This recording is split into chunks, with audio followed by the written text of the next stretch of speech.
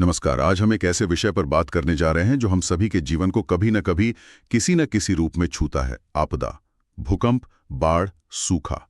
ये शब्द सुनते ही हमारे मन में एक अजीब सी बेचैनी होती है, एक डर सा बैठ जाता है। लेकिन आज हम इस डर को जानकारी से बदलने की कोशिश करेंगे। आज की हमारी चर्चा का मिशन सिर्फ यह जानना नहीं है कि आपदा क्या है, बल्कि ये समझना है कि किसी एक जगह की तकदीर उसके भूगोल से कैसे जुड़ी होती है। और इसके लिए हम झारखंड का उदाहरण लेंगे। हमारे पास जो स्रोत हैं वो बताते हैं कि झारखंड की कहानी उसके भूगोल की कहानी है। यहाँ के जंगल, यहाँ की नदियाँ और ज़मीन के नीचे छिपा खजाना, ये सब इसकी ताकत भी हैं और सबसे बड़ी चुनौती भी। आज हम देखेंगे कि कैसे यही ताकतें अलग अलग आपदाओं का रूप ले लेती हैं। बिल्कुल। और ये एक बहुत ही दिलचस्प नजरिया है।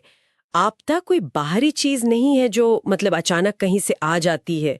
अक्सर ये हमारे पर्यावरण और हमारे समाज के बीच के रिश्ते का ही एक नतीजा होती है। आज हम इन प्रभावों को आंकड़ों और तथ्यों के माध्यम से परत दर परत खोलेंगे और देखेंगे कि झारखंड की जमीन अपने लोगों से क्या कहती है। तो चलिए सबसे बुनियादी सवाल से शुरू करते हैं। जब हम आपदा या डिजास्टर कहते हैं तो इसका असली मतलब क्या है? क्या ये हमेशा कुदरती होती हैं, जैसे भूकंप या बाढ़? ये एक बहुत जरूरी सवाल है, क्योंकि यहीं से हमारी समझ की शुरुआत होती है। देख, आपदाओं को हम मोटे तौर पर दो श्रेणियों में बांट सकते हैं। एक है प्राकृतिक आपदा और दूसरी है मानव निर्मित आपदा। अच्छा। प्राकृतिक आपदा में वो घटनाएं शामिल हैं जो प्रकृति के बड़े बदलावों के कारण होती हैं, जैसे भूकंप, ज्वालामुखी, चक्रवात, सुनामी, बाढ़, सूखा, ये सब। जी, ये सब। और मानव निर्मित, इसमें क्या क्या आता है? मानव निर्मित आपदाएं वो हैं जिनके पीछे सीधे तौर पर आप कह सकते हैं इंसानी गलतियां या इरादे होते हैं। जैसे कोई बड़ी औद्योगिक दुर्घटना हो गई, किसी फैक्ट्री में गैस लीक होना। बिल्कुल, या बड़े यातायात हादसे, या फिर युद्ध और दंगे। तो इसका दायरा बहुत बड़ा है। इसका मतलब ये हुआ कि कई बार हम जिसे प्राकृतिक आपदा समझते हैं उसके असर को बढ़ाने में भी तो मानवीय कारण हो सकते हैं। जैसे क्या जंगल की आग हमेशा प्राकृतिक होती है? या उसे भी कभी-कभी आपने बिल्कुल सही नस पकड़ी है। इन दोनों श्रेणियों के बीच की रेखा बहुत बहुत धुंधली है। स्रोतों में प्राकृतिक आपदाओं का भी एक बहुत अच्छा वर्गीकरण दिया गया है जो उनके मूल कारण पर आधारित है। जैसे भूभौतिकीय यानी जियोफिजिकल, जिसमें जमीन के अंदर की हलचल से जुड़ी आपदाएं आती हैं, भूकंप और भूस्खलन। फिर है जल विज्ञान से संबंधित यानी हाइड्रोलॉजिकल, पानी से जुड़ी आपदाएं, बाढ़ वगैरह। जी, बाढ़ और हिमस्खलन। और मौसम से जुड़ी हुई भी तो होती होंगी, जैसे तूफान या सूखा। जी। तीसरी श्रेणी है मौसम विज्ञान से संबंधित यानी मेटेरोलॉजिकल, जिसमें चक्रवात, आंधी तूफान और बिजली गिरना शामिल है। चौथी है जलवायु से संबंधित, जो लंबे समय के मौसम के पैटर्न से जुड़ी हैं, जैसे शीतल लहर, लू, सूखा। हाँ, और जंगल की आग भी। और पांचवी है जैविक, जिसमें मलेरिया या प्लेग जैसी महामारियां आती हैं। ये तो बहुत ही साफ वर्गीकरण है।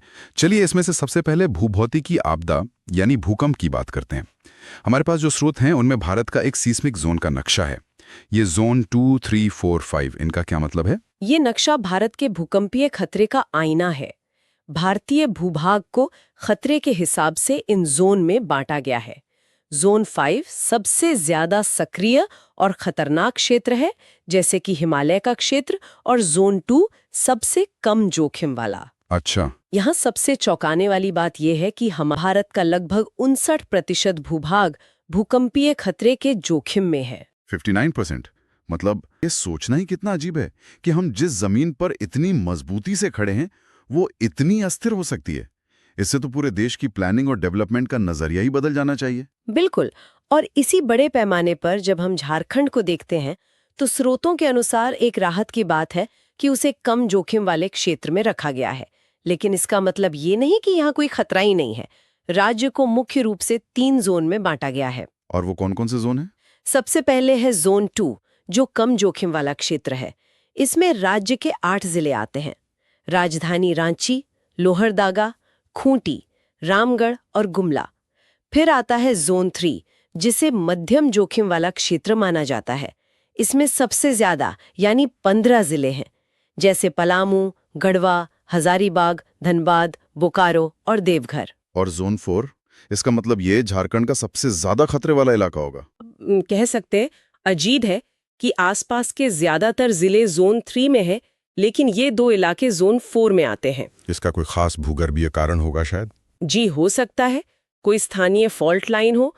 तो हम कह सकते हैं कि राज्य के ये दो जिले भूकंप की दृष्टि से सबसे संवेदनशील हैं। तो ये तो हुई जमीन के अंदर की हलचल की बात, लेकिन जमीन के ऊपर झारखंड की नदियां भी तो अक्सर अपना रूप बदलती हैं। बाढ़ की क्या स्थिति है वहां? हाँ, बाढ़ एक बड़ी समस्या है, खासकर राज्य के कुछ हिस्सों में। सूबे के 11 जिले इससे सीधे तौर पर प्रभावित है।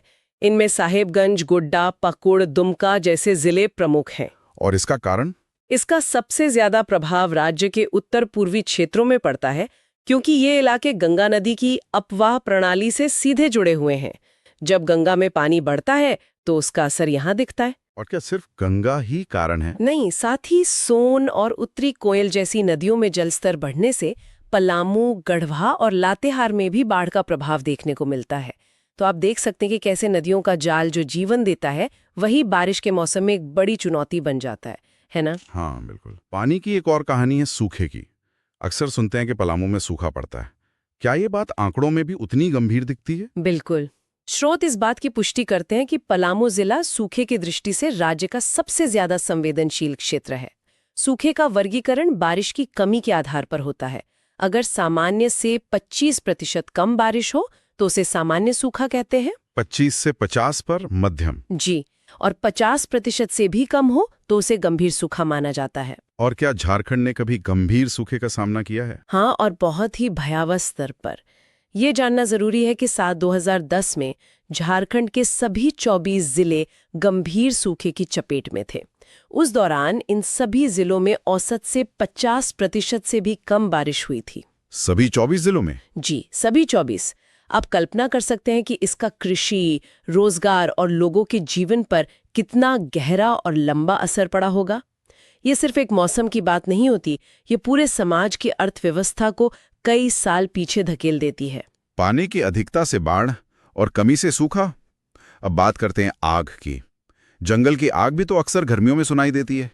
इसके पीछे क्या कारण है? देखिए, झारखंड के भूगोल में शुष्क पतझड़ वनों की अधिकता है, यानी ऐसे जंगल जहां गर्मियों में पेड़ अपनी पत्तियां गिरा देते हैं। ये सूखी पत्तियां और टहनियां जमीन पर जमा होकर आग के लिए किसी ईंधन की तरह काम करती हैं। इसलिए गर्मियों में जब तापमान बढ़ता है और हवा चलती है तो आग का खतरा बहुत बढ़ जाता है। क्या ये आग अपने आप लगती है या ज्यादातर इंसानों की वजह से? दोनों ही कारण हैं। कभी-कभी तेज हवा से पेड़ों की डालियों के आपस में टकराने से चिंगारी पैदा हो सकती है, लेकिन ज्यादातर मामलों में मानवीय कारण ही जिम्मेदार होते हैं, जैसे महुआ या लकड़ी खट्टा करने वाले लोग सावधानी नहीं बरतते। हाँ, या फिर पर्यटकों की लापरवाही से फेंकी गई एक जलती हुई माचिस की तीली या सिगरेट। राज्य के उत्तर पश्चिमी और दक्षिणी पश्चिमी भाग जैसे पलामू, लातेहार, गढ़वा, चतरा इससे ज्यादा प्रभावित है। यहाँ एक और अजीब विरोधाभास है। हमारे सूत्रों में हाथियों के आक्रमण का जिक्र है। जो हाथी झारखंड का राजकीय पशु है, जिसका सम्मान होना चाहिए, वही लोगों के लिए एक आपदा बन गया है। ये कैसे हो गया?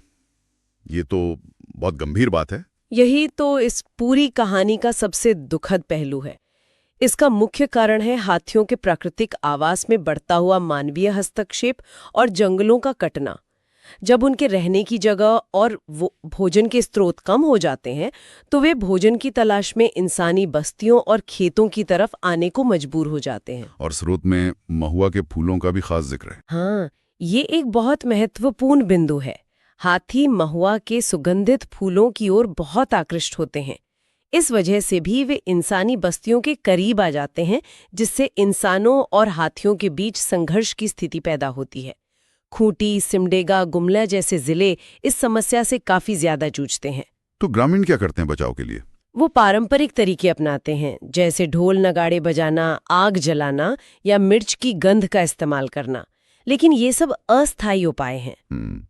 और एक और प्राकृतिक आपदा जिसके बारे में बात करना जरूरी है, बिजली गिरना, यानी वज्रपात।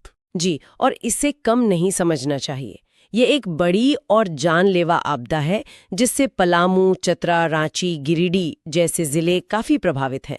ये सुनकर अच्छा लगता है कि स्रोत बताते हैं कि राज्य के श्री कृष्ण लोक प्रशासन संस्थान ने इससे निपटने के लिए एक विशेष ट्रेनिंग मॉड्यूल भी बनाया है। ये अच्छी पहल है। जी, अक्सर ऐसी छोटी लगने वाली आपदाओं पर ध्यान नहीं जाता, जबकि ये सबसे ज्यादा जानलेवा साबित होती हैं।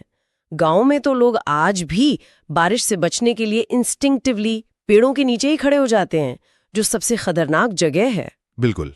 तो ये तो हुई प्राकृतिक आपदाएं, जिनका सीधा संबंध झारखंड के भूगोल और मौसम से है। अब थोड़ी बात मानव निर्मित आपदा की करते हैं। झारखंड को खनिजों का भंडार कहा जाता है। देश का 40% खनिज यहीं है। तो क्या ये खजाना भी एक आपदा का कारण बनता है?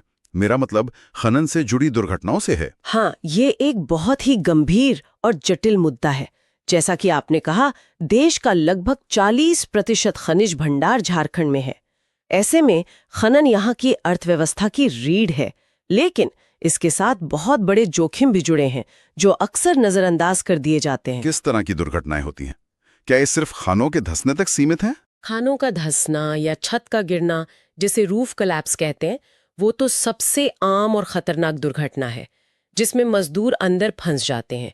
लेकिन इसके अलावा पानी भर जाना, जहरीली गैस का रिसाव या फिर खनन से बने गहरे गड्ढों में मजदूरों या मवेशियों का गिर जाना भी बड़ी समस्याएं हैं। और एक और पहलू है जो तुरंत नहीं दिखता, वो है खनन से होने वाला प्रदूषण और उसका स्वास्थ्य पर असर। आप स्वास्थ्य समस्याओं की बात कर रही हैं?